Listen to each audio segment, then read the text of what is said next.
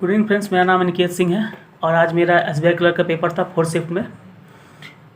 जैसे ही paper start हुआ, सबसे पहले रीजनिंग का सेक्शन आया जिसमें मैंने 33 अटैम्प्ट किया है। सबसे पहले एक पजल आया, नॉर्थ फेसिंग वाला सिटिंग अरेंजमेंट था एक्चुअली।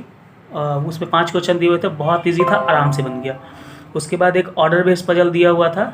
ऑर्डर बेस्ड पजल आप जान ही रहे हैं, जिसमें होता है कि मतलब वेट या समथिंग का दिया जाता है कि डी से 2 लोग बड़े हैं, डी से वाला। तो उसमें 3 क्वेश्चन था, बहुत ईजी था, आराम से बन गया।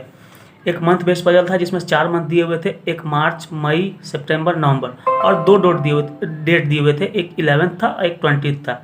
ये भी क्वेश्चन बहुत ईजी था, आराम से बन गया। उसके बाद एक सिटिंग का ही क्वेश्चन था, ऑर्डर में था कि मतलब 7 लोग थे, आगे पीछे करके बैठे हुए थे, वो था। तो वो उसमें भी 3 क्वेश्चन था, वो भी बहुत आराम से बन गया। एक अल्फ़ा न्यूमेरिक सीरीज आई हुई थी जिसमें 5 क्वेश्चन थे, बहुत ईजिली वो भी बन गया।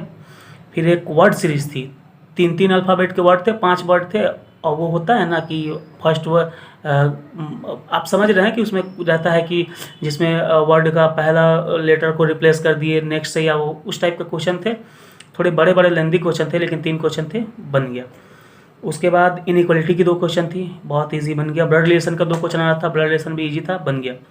उसके बाद सिलॉक्स के 4 क्वेश्चन थे, वो भी बन गया। उसमें एक का आइदर आ रहा था, और एक अल्फ़ाबेट दिया हुआ था जिसमें बताया जाता है कि फॉरवर्ड बैकवर्ड में काउंट करके कि कौन कैसा, वो समझ रहे ना आप, वो वाला एक क्वेश्चन था काउंटिंग वाला, वो भी बन गया। मेरे रीजनिंग में 33 अटैम्प्ट हुए, 2 क्वेश्चन छूट गया। एक वर्ड फॉर्मेशन का तो वो मैंने छोड़ दिया, एक कोडिंग का आया हुआ था समथिंग, पता नहीं, थोड़ा मुझे समझ नहीं आया तो मैंने छोड़ दिया। उसके बाद मेरा क्वांट का सेक्शन खुला। क्वांट में मेरे 29 अटैम्प्ट हुए हैं। क्वांट जैसे ही खुला, सबसे पहले अरिथमेटिक आया। अरिथमेटिक का मैंने क्वेश्चन लीव करके सिंप्लीफिकेशन की तरफ गया मैं। सिंप्लीफिकेशन के 12 क्वेश्चन आए हुए थे। 12 क्वेश्चन ठीक थे, ईजी तो नहीं बोलेंगे, लेकिन ईजी से थोड़े मॉडरेट, हल्के मॉडरेट बोल सकते हैं, क्योंकि उसके बहुत सारे कैलकुलेशंस जो थे वो मतलब पॉइंट में आ रहे थे, और थोड़े लंबे लंबे कैलकुलेशन से, तो ओवरऑल ठीक था, बन गया आराम से।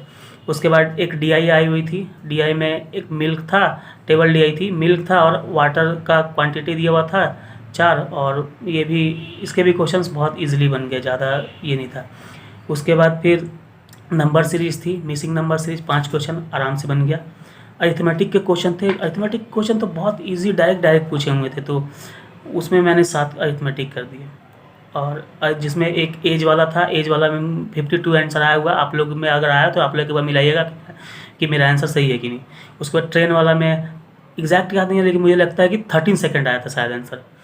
उसके बाद एक पार्टनरशिप था, पार्टनरशिप वाले में मेरा आंसर आया है 10,400, और एक सिंपल इंटरेस्ट का क्वेश्चन था, उसमें मेरा 1500 आंसर आया है। तो दोस्तों आप मिलाइएगा, देखिएगा, बताइएगा कि मेरा सही है कि नहीं। एक मेंसुरेशन का क्वेश्चन था जिसमें स्क्वायर का दिया हुआ था और सर्कल का पेरीमीटर बताना था, तो उसमें 88 मीटर मेरा आंसर आया है।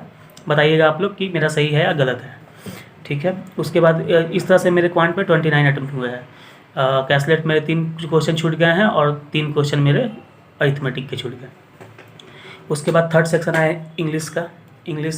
इंग्लिश में सबसे पहले मैं पैराग्राफ की बात करूँगा। पैराग्राफ में 8 से 10 क्वेश्चन थे, जिसमें 2 मतलब सिनोनिम्स थे। एक बॉन्ड था जिसका आंसर मैंने कनेक्ट किया है, आप लोग बताइएगा कि आपने क्या आंसर किया है।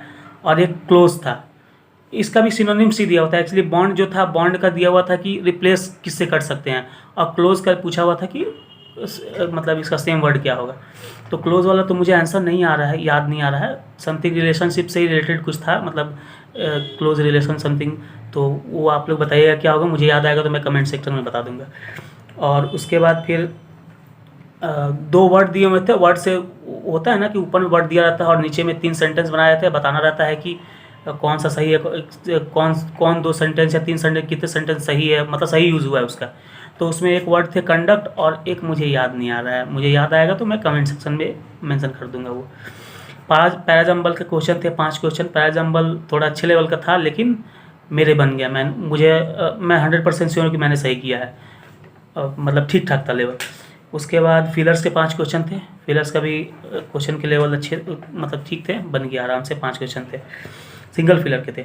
और 5 स्पेलिंग एरर वाला होता है, वो क्वेश्चन था, उसमें भी 5 क्वेश्चन थे, वो भी बन गया। तो इस तरह से मेरे इंग्लिश में 23 अटैम्प्ट हुए हैं, और मेरे जो ओवरऑल अटैम्प्ट है वो 85 है। Thank you.